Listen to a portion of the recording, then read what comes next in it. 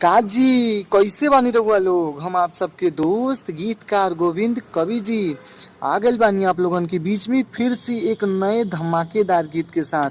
जी हाँ, तो जिस किसी सिंगर भाई ने अभी तक हमारे चैनल को सब्सक्राइब नहीं किया है सो प्लीज़ चैनल को सब्सक्राइब कर दें, बेल आइकन को दबा दें ताकि हम जो भी कोई लेटेस्ट वीडियो हिट मैटर अपने चैनल पे अपलोड करें उसका नोटिफिकेशन सबसे पहले आप तक पहुँचे।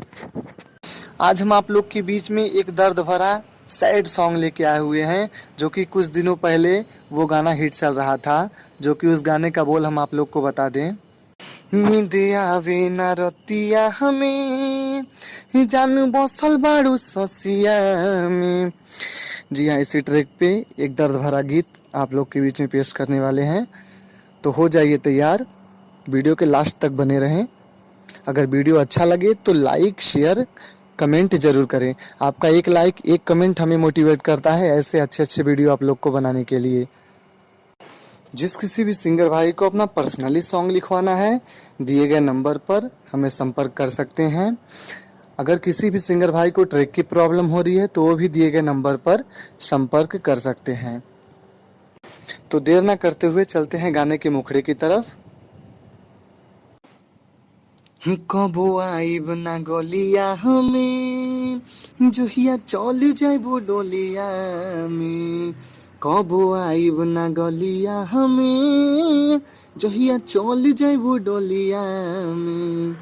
सनम हर जाई तू कलू बेवफाई निक लागे नाही टोलिया में।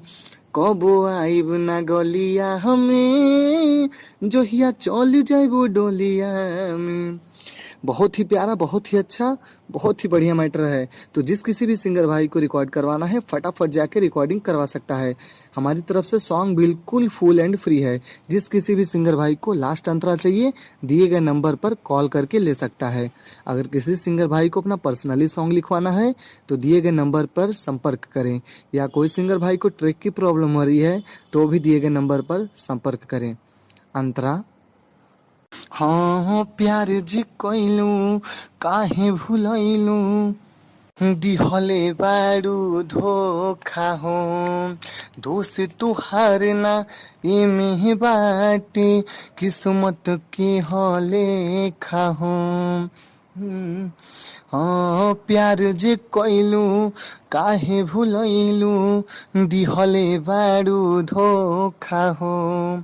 दोष तुहार ना एमे बाटे किस्मत के लेखा हो। केहू से न बताइब साचो में मरे जाइब डाली फसरी दुपलिया में। कबो आइब ना गलिया हमें जहिया चल जाइबू डोलिया में। कबो आइब ना गलिया हमें जहिया चल जाइबू डोलिया में।